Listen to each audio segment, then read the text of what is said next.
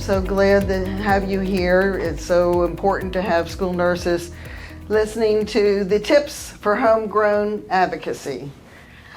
I am Louise Embrey, and I want to tell you a little bit about myself. Why I'm standing here today is because I've had a long career in advocacy, and currently I am the president of my consulting company where I'm maximizing and leveraging experience on behalf of student health, child protection, substance abuse prevention, and grassroots communications and advocacy.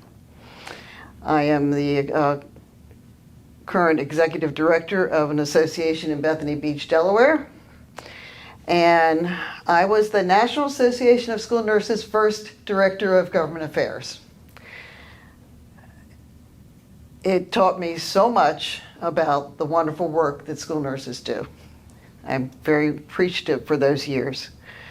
Prior to that, I had 35 years of federal service working at the U.S. Public Health Service, so I knew quite a bit about public health. I also worked at the U.S. Department of Justice, where I was a specialist in areas of public policy, congressional affairs, intergovernmental, and external affairs.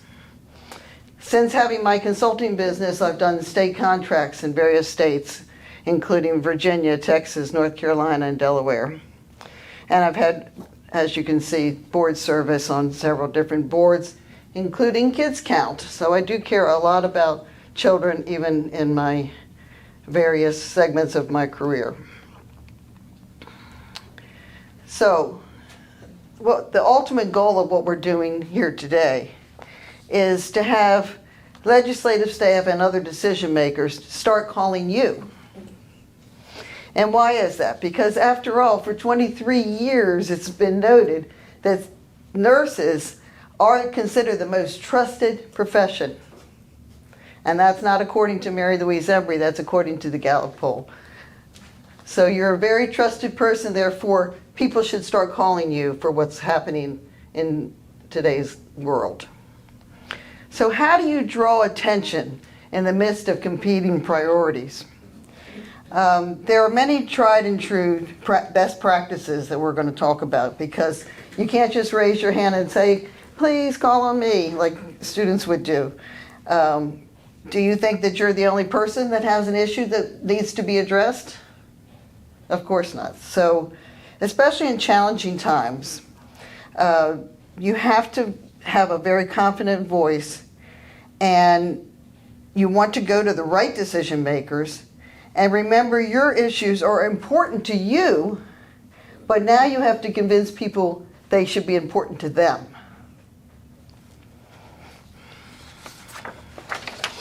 So we're talking about getting attention from the people that you want to instruct them, if you will, on your issues. So you have to give them what they need to hear and see to make it work. And what do I mean by that? You have to have short and concise, research-based talking points. Not like, listen, this is what I know. Based on what? So always be sure that you have your facts that you can back up. Inform them of constituent-based alliances and the numbers of supporters. Numbers speak. You're not just coming on behalf of yourself. You have to know how many people are in the school building that you address, not just students. You have to know how many students there are, how many students that are Title I, how many, all the different things that relate to the argument that you're making or the information that you're trying to explain. This is critical. I have legislators here, but it's also any type of decision makers to come on site. Because I know from my own personal experience, when I started to represent school nurses, I went to many schools to see exactly what was going on in these schools. I never even had a school nurse. So I did not know what the relationship was. I did not know how important and vital they are to today's world with all the illnesses and conditions that children have. So in order to make that impact, you know, the people you're talking to, they think they know everything about school because they went to school. But they don't know a thing about schools until they go to and visit with people who work in schools. It's a whole different scenario. So if you are dealing with legislators, they always have their own district offices. So therefore, you don't have to go to the state capitol. You don't have to go, if it's a federal legislator, you don't have to go to Washington. You have to make sure that you get their schedule, which is usually pretty readily available, and go to when they're in their district, so they can also, you could schedule a visit to come to the school.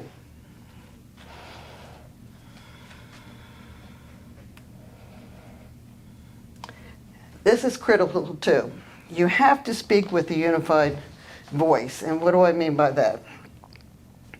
There's nothing worse if you go, not just by yourself, but with a group of,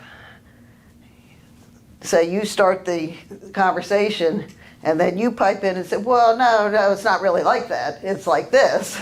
And the person's looking at you like, what the heck is going on here? Because they get very frustrated by that. You have to plan ahead. You have to have a lead spokesperson, and you have to stick to your agenda and your talking points. And you have to agree on the position that you want as a result of the visit. So if that's all done in advance, you will have a successful visit. And I put the little eyes and ears here because I think all people are like this. When you see something and you hear it from the people in the school, it's very different than just reading a fact sheet. So this is it's critical to hear and see. So many people, I put the old sad face, the discouraged face there, get very discouraged when they start trying to do advocacy visits, because depending on who the person is you're visiting, they have their own issues, they have their own personalities, whatever, and you think you're not making any progress. But if you use these tips that we're talking about, you'll be surprised. Because all politics are local, if they have an elected position, they have to be caring about what goes on in their area that they've been elected to represent. So that said, and this is true for school administrators too, whether they're just put into the positions or whatever, that is their job to care about what goes on. So even though they might not be showing that they care about, if you're doing the right tactics, they are listening and they're hearing what you're, they're seeing and hearing what you're saying. Just because they care though, I want to say, however, change doesn't happen overnight, as I'm sure everyone in this room knows. Especially good change. Sometimes bad changes happen overnight, but good change takes a while sometimes. And so therefore, you can suggest other immediate actions that don't require legislation. And some of those are like policy and procedures changes.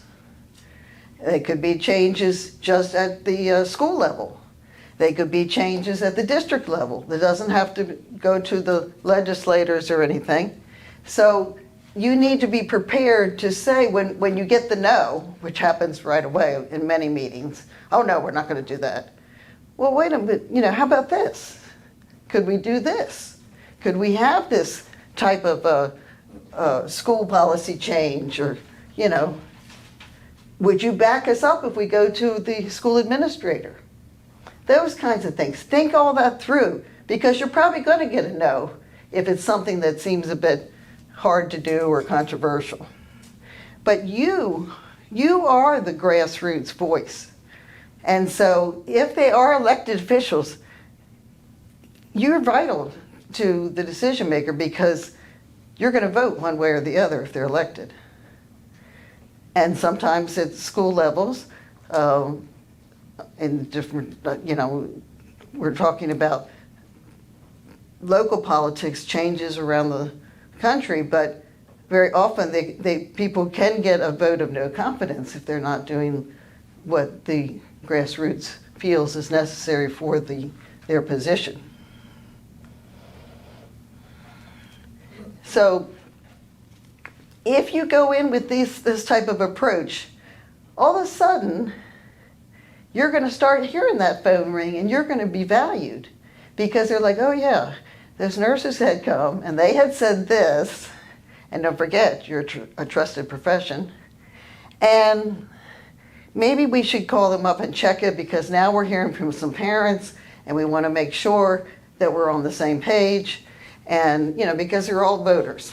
And even if you don't, and oftentimes I get a question about, well, I don't live in the district, where my school is and so forth. Well, that's, yes, you're not a voter necessarily in that district. However, you are working in the district, and so you are part of that grassroots population, and people do listen to that because you're seeing and hearing what's going on every day. So to make it easy, I always tell people, and I've been doing this for a long time, and I stick to it myself, when I go into meetings, you just remember your 3 C's, just to make it easy.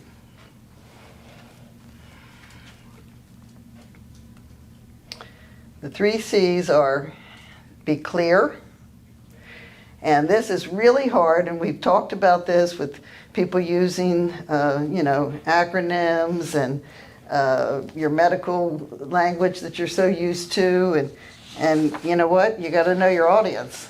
They don't know these things because they speak a different language. So therefore, especially if they're elected officials and their staff, they're generalists. They're not like you. They don't have that very honed in medical jargon. So you want to be careful just to be clear in terms that makes them feel like they're getting it without feeling like you're being spoken down to. The second C is to be concise. Again, it's a personality thing. That's why you pick a spokesperson that can sum things up in a concise way, because some people, it's very hard to do that. They like to go into very lengthy descriptions of situations, so you want to keep it short and simple. And then be consistent. We talked about this earlier. Stick to the agenda. You know what you're trying to get out of this particular meeting. Don't go off to this tangent, because when you do that, the purpose of the original, reason why you asked for the meeting kind of goes out the window, because what you leave with in a meeting is what people remember. So when you practice the 3 C's, you're clear, you're concise, and consistent, and you sum up at the end, those last words you say, that's the things that people remember the most. Besides, if you take them somewhere and they're seen and that's the other part that's really important for remembering reasons. So I have some people in this group who have done some of these visits, because I'm going to give you some actual do's and don'ts besides the 3 C's, okay? Because I've seen a lot of good meetings and I've seen a lot of meetings that went south, okay? So this is how you kind of remember what to do. Be brief, because you respect people's time. And being school nurses, you probably appreciate that, because usually when I would go visit schools, there'd be a line outside the office, and you can't be, you want to obviously attend to the person in your office and handle what needs to be done, but you can't be dallying around. And these people are the same way.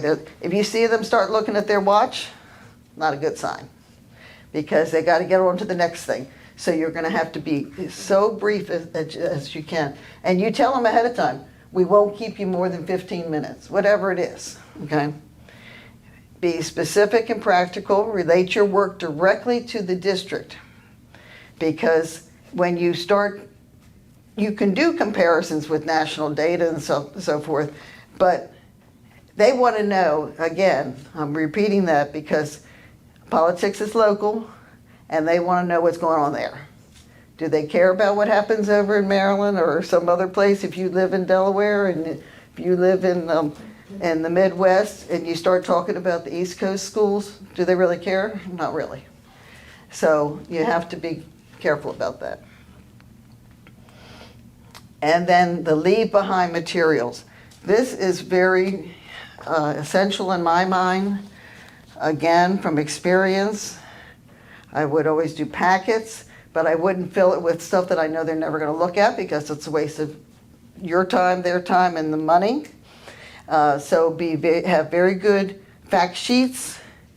Highlight the facts and outcomes of what your work entails and what you want from them to go home with. And you'd be surprised after meetings when you follow up, they'll say, oh yeah, I was looking through your packet that you left and I didn't know this or whatever. That just leads to more conversation with that person when they start calling you. Okay, here are the don'ts. Don't overwhelm with too much information or jargon. Don't be afraid to say you don't know.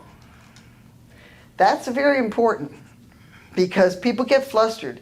And they try to, a lot of people, I hate to say this, especially at the federal level, we try to trip you up. And they'll ask you a question and you're like, and you just kind of look, but you have to stay confident and you just say, that's a good question. And you know what? I don't have that answer with me right now, but I will get it to you as soon as I get back to my home and no problem. More don'ts. Don't confront, pressure, or beg. I've seen that happen. Where they're like, I'm begging you, you have to listen to me. No, people don't like that. It's not a helpful tool in your toolbox. And you can't pressure people either because they don't like that. You say, I would appreciate if you would look into this. I would appreciate this or that. But you don't say, you have to do this. People don't respond well to that. And then we talked about the materials. We want to make sure you leave behind the good materials, but also when you ask for things, don't ask for the impossible, but then I put not too often, because you can ask for things that sound like you're asking for the moon. But the point is, it's planting a seed. So when you plant that seed, and then they think, well, that can't happen, And then you say, well, maybe we could talk about this again next year because we're working towards this goal. And even though I understand it might not happen right now, and it's not going to magically appear, this big ask that I have, I can see that it's possible to happen. And I'd like to work with you on that. Would you be interested in continuing that conversation the next time we meet? So that's why I say, you might sound impossible, but ask for it anyway. So let's talk about the story, because we said, you want to make sure that when you go in there, you're prepared. You're going to ask them to come and see firsthand. But in the meantime, you have some stories to tell. I think school nurses have probably more stories than most professions. Let's face it. You've seen everything, right? And especially if you've been in the profession for a while, you know how things were when you started, and you know how things are now. It's different. But you got to tell that story.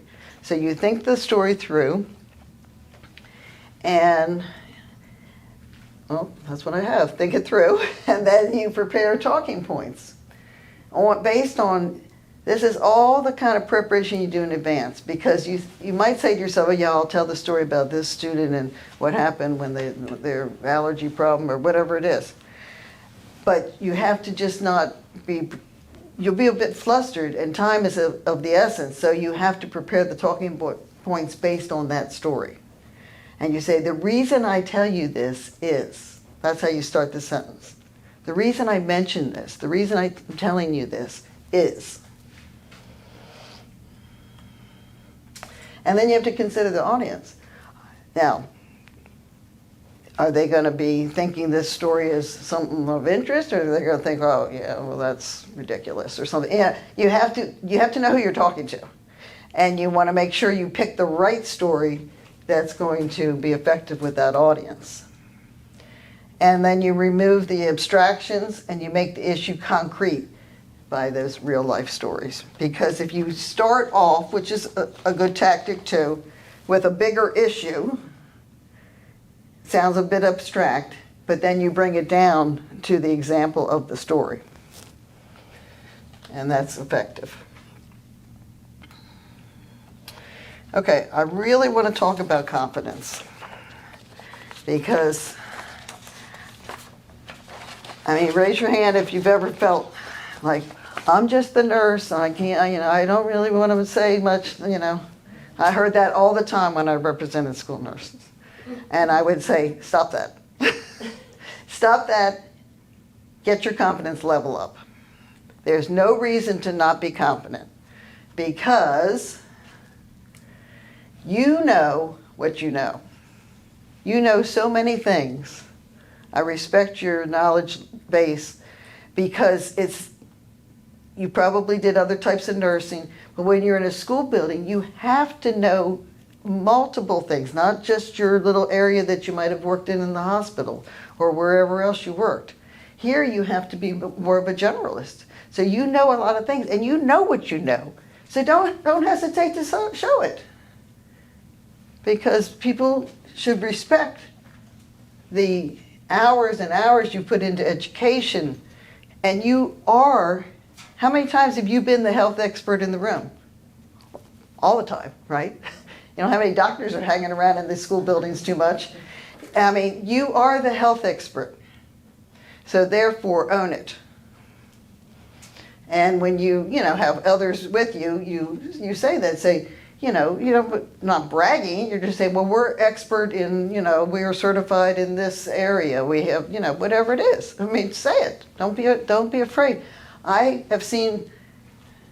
worked with doctors pretty much my whole career, lawyers, all kinds of people with highly educated professions, but I've never seen so many letters after any profession but nurses. Nurses have so many letters after their names, and you should own that. And say, this is what, with whatever the issue that you're trying to explain, use that. There's nothing wrong with that. You also can tell them how you make critical health assessments when people walk in the room. You're looking at their skin color, you're looking at their eyes, you're looking at, their demeanor. For kids, are they depressed? Are they this? Are they that? I mean, you pick up these things. Some nurses have told me that within 3 minutes, they've looked at 100 different things. So you should talk about that, because that helps them value what you do. And the fact that you also attend to faculty needs. Somebody has a heart attack in the building. Somebody has, they come in. I mean, I've heard that sometimes the nurses have to deal more with the faculty than they do the students on some days. So, these are things that people who don't work with you don't know. They don't know that's in your scope of what you do. Nothing wrong with saying that, because this is the kind of meeting when you're trying to talk about the value of school nursing, okay? So you gotta not be shy, be confident. And all these multiple degrees we mentioned and the experience, it creates a very comprehensive health person.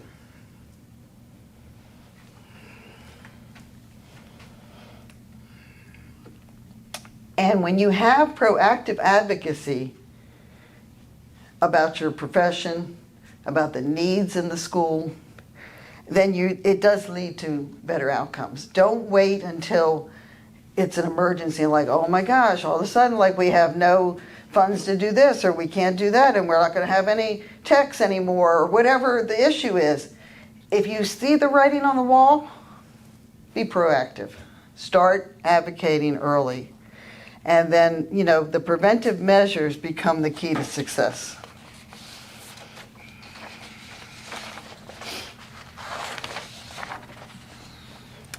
And in this particular time, when there's many challenges, we have to